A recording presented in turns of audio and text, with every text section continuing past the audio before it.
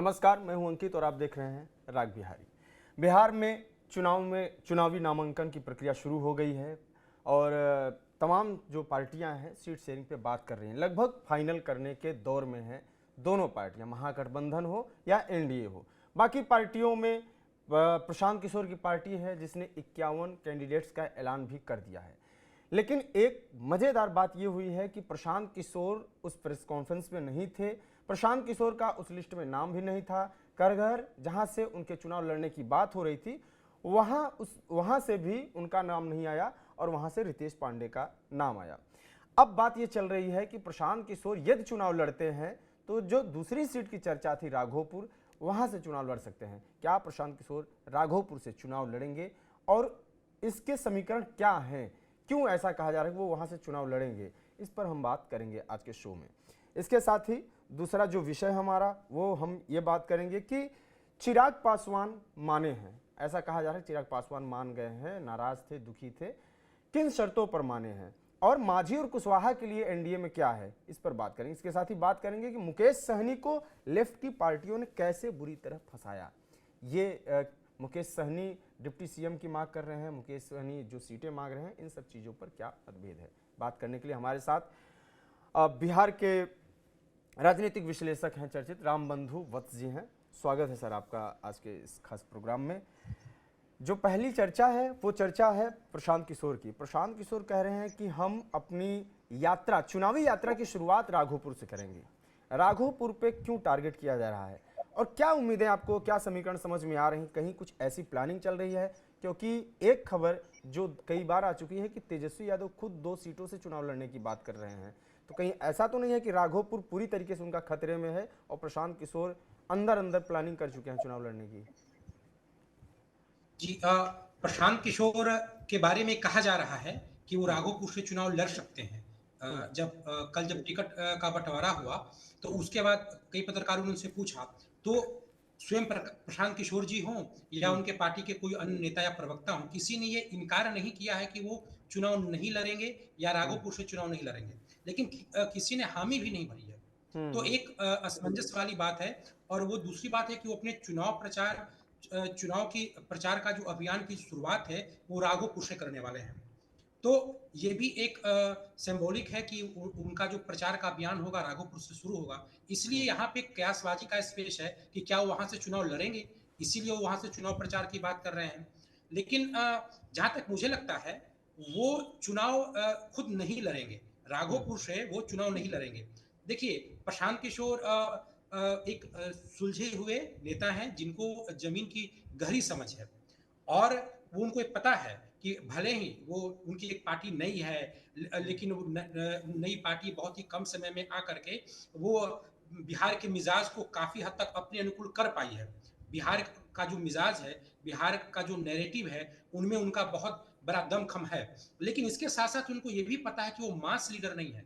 मतलब कि जैसे कभी केजरीवाल लोकसभा चुनाव लड़े और सीधे दिल्ली से उठ करके बनारस चुनाव लड़ने चले आए नरेंद्र मोदी के खिलाफ, तो उस तरीके का निर्णय प्रशांत किशोर नहीं लेंगे। प्रशांत किशोर का जो चुनाव है बहुत ही गंभीरता से और बहुत ही वो गहराई से जिसको कहते हैं ठोक टटोल करके वो निर्णय लेंगे। तो उनको पता है कि वो खुद मास लीडर नहीं है। भले ही जन स्वराज की लोकप्रियता आज बिहार में जिस कदर भी हो, तो इसलिए वो निर्णय लेंगे नहीं कि वो चुनाव लड़ेंगे नहीं। लेकिन हाँ, वो इसलिए बात कर रहे हैं ताकि लोगों को लगे कि प्रशांत किशोर 243 सीटों में कहीं से भी चुनाव लड़ सकते हैं। चूंकि वो जाति की राजनीति से ऊपर उठ के राजनीति कर रहे हैं, इसलिए उनके लिए मायने नहीं रखता है कि कहाँ पे कौन सी जाति ज्यादा है। काराकाट में जो बात चल रही थी वो उसके लिए प्रशांत किशोर का अपना एक तर्क था कि व्यक्ति 2 जगह से चुनाव लड़ता है, या तो अपने जन्मभूमि से या तो कर्मभूमि से। तो काराकाट उनकी करगहर कर्मभूमि है। करगहर जी, करगहर उनकी कर्मभूमि है। लेकिन उसका दूसरा पक्ष ये भी था कि वहां पे ब्राह्मण मतदाता बहुसंख्यक थे। राघोपुर की स्थिति ऐसी नहीं है। दूसरी बात है कि वो इसके जरिए वो संकेत देना चाहते हैं कि जो बिहार में जो चुनाव के मैदान में जाने वाले जो सबसे लोकप्रिय प्रत्याशी हैं तेजस्वी यादव, वो उनसे भी टकराने की क्षमता रखते हैं। देखिए बिहार में नीतीश कुमार लोकप्रिय हैं, बिहार में तो अब तो बीजेपी के अगर भी ये बात नेता। चली गई, अगर अब ये बात चली जी गई, क्योंकि अब टिकट का बंटवारा होने वाला है, अभी तक ये चीज़ें क्लियर नहीं कर रहे हैं, इशारा दे रहे हैं, और अब नहीं लड़ते हैं तो बल्कि उल्टा ही होगा ना, लोगों को लगेगा कि प्रशांत किशोर कम से कम तो डर तो गए ही हैं, तेजस्वी के सामने लड़ने की हिम्मत नहीं हुई, क्योंकि उनकी पार्टी के प्रवक्ता भी कह रहे हैं, कई डिबेट्स में कहा, आप लोग जुड़े भी हैं कि चूंकि नीतीश कुमार सबसे बड़े नेता हैं, सीएम हैं, और विपक्ष के नेता हैं तेजस्वी यादव, तो नीतीश कुमार खुद चुनाव लड़ते नहीं हैं, तेजस्वी यादव चुनाव लड़ते तो उनके सामने वो लड़ सकते हैं, लेकिन यदि नहीं लड़ते थे तो काफ़ी ज़्यादा मतलब वही चीज़ हो गया ना फिर से कि उनके लिए निगेटिव बात कि आप डर गए। जी हाँ, बिल्कुल। देखिए, यही वो मैसेज देना चाह रहे थे कि चुनावी मैदान में जाने वाले जो सबसे लोकप्रिय नेता हैं, वो तेजस्वी यादव हैं। ना तो कोई जदयू से है, ना तो कोई बीजेपी से है। और उनके खिलाफ प्रशांत किशोर आँख मूंद के लड़ सकते हैं और वो जातिगत समीकरण को नज़रअंदाज करके लड़ सकते हैं। तो ये कहीं न कहीं ये एक कहने का एक तरीका है, ये उनका बताने का तरीका है कि जो जनसुराज है, वो जाति से हट करके विकास के मुद्दे पे या वो प्रशांत किशोर के चेहरे के मुद्दे पे चुनाव लड़ रही है। प्रशांत किशोर सक्षम है कहीं से चुनाव लड़ने का। लेकिन जब आप देखिएगा कल या परसों में भी एक और लिस्ट जारी होने की संभावना है। तो राघोपुर से वो चुनाव, जहां तक मेरी जानकारी है, जनसुराज के जो सूत्र बताते हैं, वो चुनाव लड़ेंगे नहीं।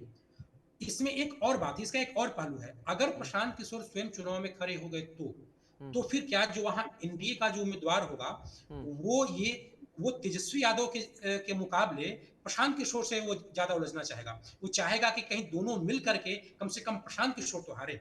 अगर प्रशांत किशोर चुनाव में आते हैं तो उन्हें हर हाल में जीतना पड़ेगा। हर हाल में इसलिए जीतना पड़ेगा क्योंकि जनसुराज नई पार्टी है। उसके उसके सबसे लोकप्रिय नेता कह दें या उसके इकलौते लोकप्रिय नेता कह दें प्रशांत किशोर है। वो अगर खुद ही चुनाव हार जाए तो फिर क्या होगा। हालांकि बड़े नेता चुनाव हारते हैं, ममता बनर्जी भी चुनाव हारी है एक चर्चा बंगाल में। रामबंधु जी इस बात की है कि कुछ लोगों का कहना है कि इस चुनाव में अ, चिराग पासवान के खिलाफ प्रशांत किशोर इसलिए नहीं बोल रहे हैं क्योंकि उनकी लोकसभा सीट में आता है। यदि राघोपुर से ऐसे समीकरण बनते हैं तो चिराग पासवान अंदर अंदर मदद कर सकते हैं। दूसरी बात ये कि राघोपुर ये सीट जरूर है कि जिसमें तेजस्वी यादव या इन लोगों का समीकरण मजबूत है, लेकिन इस बात में भी एक सच्चाई है कि इस सीट को इनके परिवार के लोग हार भी चुके हैं, यानी कि बीजेपी वगैरह जो इनके एंटी वोट बैंक है उसका समीकरण भी ठीक ठाक है। यदि वो शिफ्ट कर पाते हैं प्रशांत किशोर तो वो कहीं ना कहीं तेजस्वी को बढ़िया टक्कर दे सकते हैं। आपकी क्या प्रतिक्रिया है इस पे? देखिए, अगर तेजस्वी के खिलाफ जो वोट बैंक है उसमें तो बीजेपी की भी हिस्सेदारी है ना। तो बीजेपी के जो भी उम्मीदवार होंगे या जो एनडीए के जो उम्मीदवार होंगे, वो जरूर चाहेंगे कि तेजस्वी भले ही जीत जाए, प्रशांत किशोर न जीते।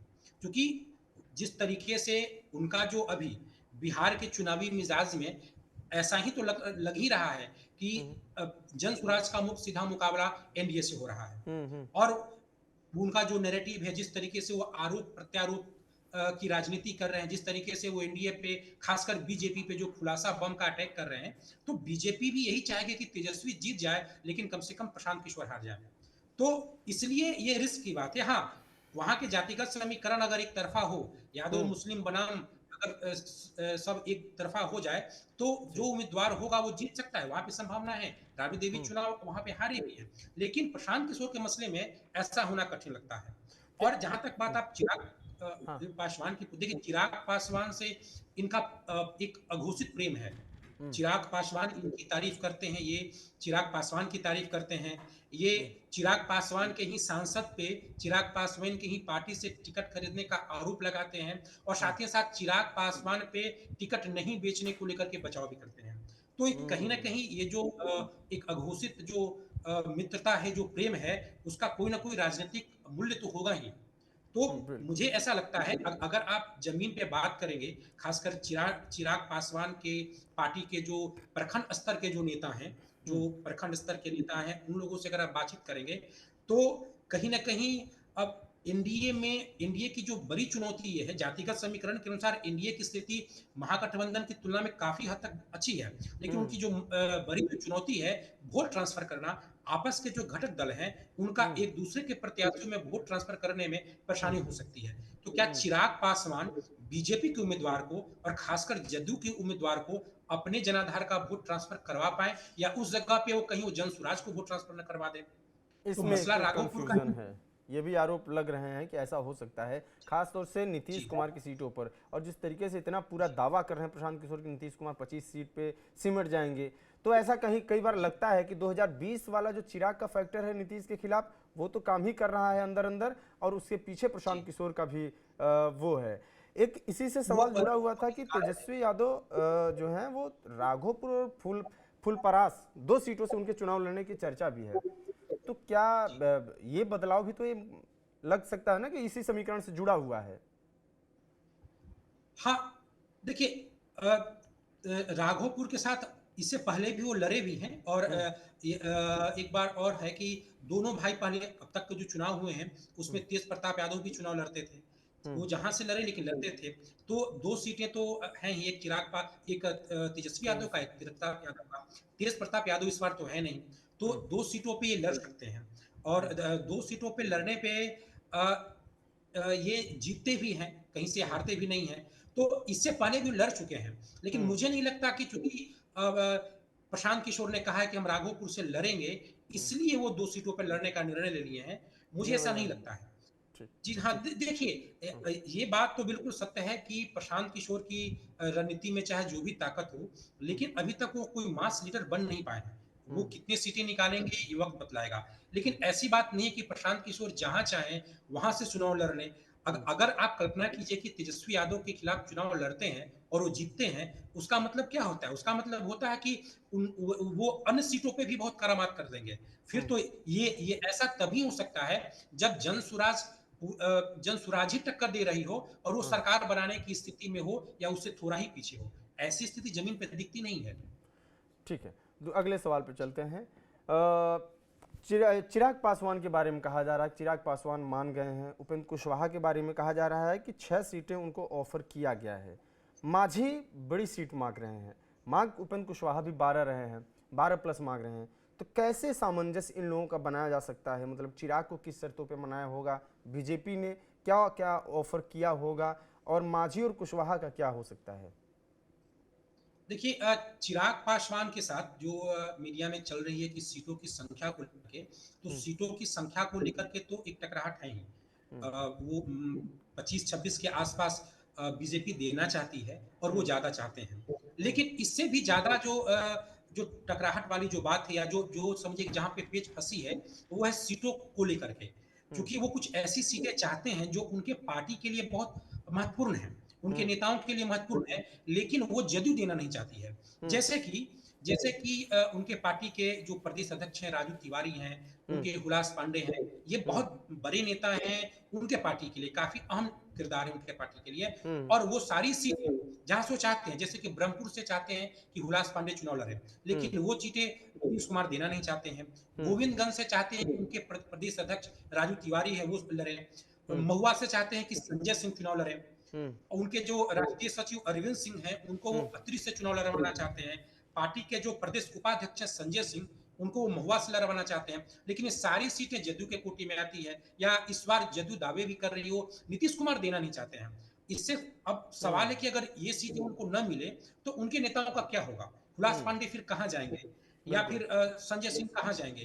तो इसी पे सारी जो पेच है वो अटकी हुई है। तो जदयू जिन जिन सीटों की पहचान कर ली है, जिन पे अड़ी है, उसके कारण मसला नहीं सुलझ रहा है। संख्या से ज्यादा इस मसला नहीं सुलझ रहा है। तो इसकी जो बातचीत चल रही है कि देखिए नीतीश कुमार को तो बीजेपी नाराज कर नहीं सकती है, लेकिन इसके जरिए एक विधान परिषद का एक कंसेप्ट हो सकता है कि जैसे उनके हुलास पांडे हैं, राजू तिवारी हैं, तो कहीं चुनाव बाद उन्हें बीजेपी विधान परिषद एमएलसी बना सकती है। तो इसी तरीके से कुछ चीज सुलझेगी।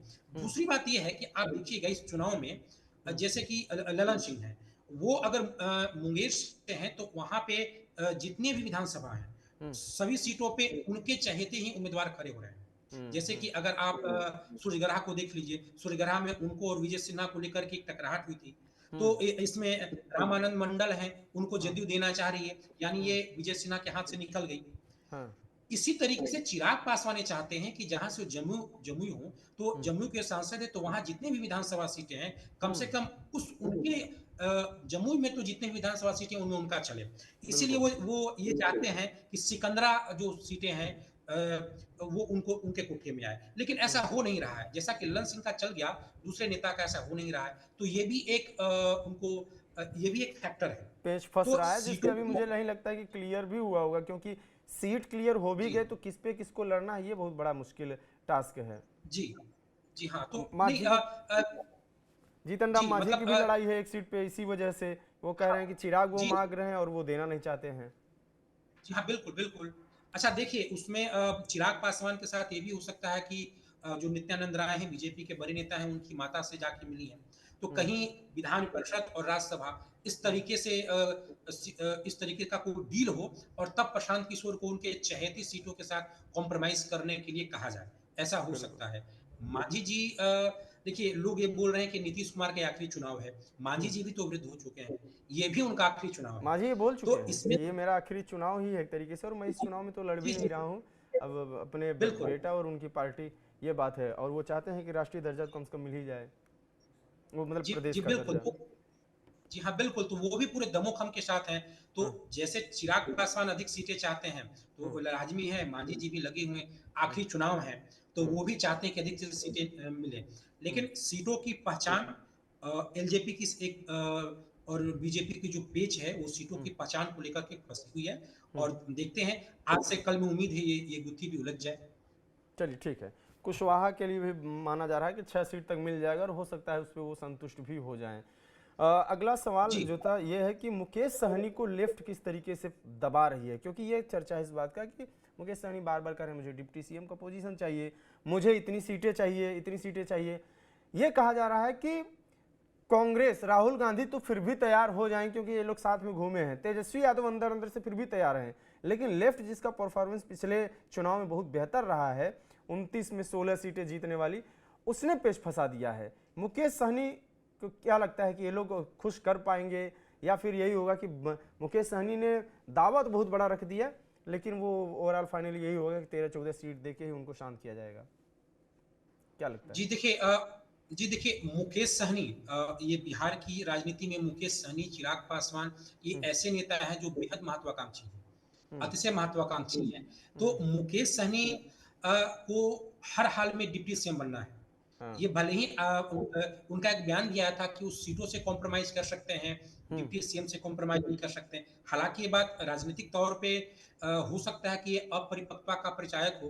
हम्म, सीट अधिक लोग चाहता है, सीट अधिक लो, हम्म, बाद में फिर मंत्री पद देखा जाएगा। लेकिन हम्म, पहले वो पद ही देखते हैं, सीटों के साथ कॉम्प्रोमाइज़ कर रहे हैं। लेकिन डिप्टी सीएम पद को लेकर के जिस तरीके से हम्म, वो उन्होंने रात ठानी है, इसको लेकर के कांग्रेस भी असहज है और कम्युनिस्ट पार्टी मालेगार्दी भी असहज है। निश्चित तौर पे महागठबंधन में आरजेडी के बाद अगर आप कांग्रेस या कांग्रेस से भी बेहतर प्रदर्शन आरजेडी के बाद रहा है, तो जी, माले का रहा है, कम्युनिस्ट पार्टियों का हम्म, रहा है। तो इस तरीके और वो सरकार में शामिल भी नहीं होते हैं। हम्म, वो सिर्फ सीट चाहते हैं।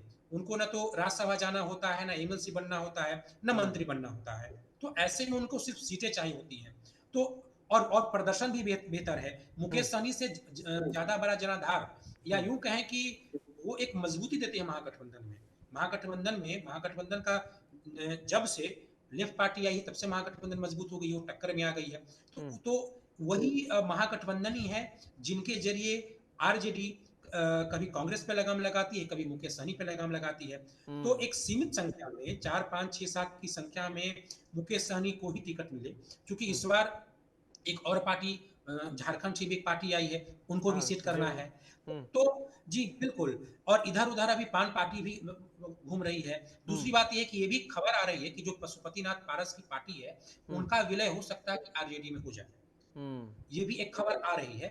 अगर हम्म, ऐसा होता है, तो इससे आरजेडी को मजबूती मिलेगी। हम्म, खासकर जो उनके जो एक बड़े नेता हैं, जो बाहुबली नेता हैं सूरजभान सिंह, उनके हाँ, कारण लखीसराय, नवादा, मुंगेर, मोकामा सीटों पे एक मजबूती मिलेगी। तो कहीं न कहीं भले ही विलय हो जाए, लेकिन उनके भी लोगों को भी तो टिकट देना कुछ ही सीटें तो पड़ेगा। दी जाएंगी, जाहिर सी बात है। कुछ तो दी जाएँगी। तो हम्म, लाज़मी है मुकेश सहनी को केवल सीटों के साथ ही कॉम्प्रोमाइज़ करना पड़ेगा। दूसरी बात है कि कांग्रेस पार्टी अ, हम्म, अभी तक मुख्यमंत्री के चेहरे पे निर्णय नहीं ले पाई है। हम्म, तो मुकेश सहनी चाहते हैं कि मुख्यमंत्री का चेहरे से पहले भी उप मुख्यमंत्री का चेहरा घोषित हो जाए, ये कैसे हो सकता है? ये इनको मुख्यमंत्री से ज्यादा उप मुख्यमंत्री के चेहरे की जल्दबाजी है। तो मुझे लगता है कि ये कहीं ना कहीं उनकी अपनी राजनीतिक नासमझी का ही ये प्रतीक है, इस तरह का बयान या इस तरह की उनकी गतिविधियां। लेकिन ये आरजेडी सफल हो जाएगी। देखिए, अगर चिराग पासवान इधर रहेंगे तो मुकेश सहनी के लिए बहुत ज्यादा स्पेस एनडीए में नहीं मिल पाएगा। ठीक और जी ठीक ठीक ठीक। तो फिलहाल समय समाप्त हो गया है, ख़त्म करते हैं, फिर जुड़ते हैं अगले में।